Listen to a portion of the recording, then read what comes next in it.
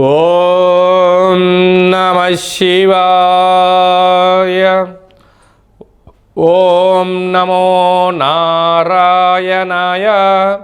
ఓం కాళభైరవాయ నమో నమః. ఓం దేవేంద్రాణి నమస్తుభ్యం దేవేంద్ర ప్రియభామిని. గృహం ఐశ్వర్యం భోగభాగ్యం దేహి మే. కురు కళ్యాణి శీఘ్రం మే దేవి సర్వదే. హరి ఓం. మా ఛానల్కి స్వాగతం. చూస్తున్న వీక్షకులకు ప్రేక్షకులకు ప్రియ కాళభైరవ భగవతులకి స్వాగతం పలుకుతూ మమ్మల్ని ఎంతగానో ఆదరిస్తూ ఉండబడినటువంటి ప్రియ సోదర సోదరీమణులకు, జ్యోతిష్ అభిమానులకు, గృహ వాస్తు నిర్మాణ కార్యక్రమం చేసేటువంటి వారికి ఈ వీడియో ఎవరైతే మీరు చూస్తున్నారో అన్నట్లయితే గృహం లేని వారికి గృహం, గృహం కలిగిన వారికి ఐశ్వర్యం, ఐశ్వర్యం కలిగిన వారికి ఆనందం, ఆనందం కలిగిన వారికి సంపూర్ణ ఆయురారోగ్యాలు ప్రసాదించాలని మనం కూడా మనసారా కాళభైరవ స్వామిని వేడుకుందాం.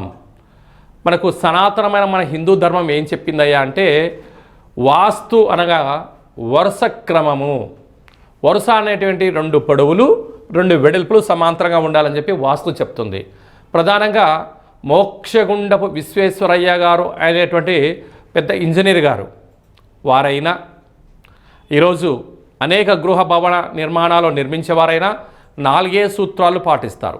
ఆ సూత్రాలు ఏమిటైనగా, ఈశాన్యంలో గుంట, ఆగ్నేయంలో మంట, నైరుతిలో పంట, వాయువులో పెంట అంటారు.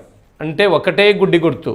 అంటే ఈశాన్యంలో నీళ్ళు ఉండాలి, ఆగ్నేయంలో వంట వండుకోవాలి, నైరుతిలో యజమాని నివసించాలి, బీరువా ఉండాలి, వాయువులో చిల్డ్రన్స్ రూమ్ ఉండాలి, బాత్రూమ్ ఉండాలని చెప్తారు. ఇలా 2 పొడవులు 2 వెడల్పులు ఎవరైతే సమాంతరంగా ఏర్పాటు చేసుకుంటారో వారికి సకల శుభాలను ఐశ్వర్యాలను ఆ గృహం కలిగిస్తుందని చెప్పి అందరూ పాటించాల్సినటువంటి నియమంగా గుర్తుపెట్టుకోవాలి.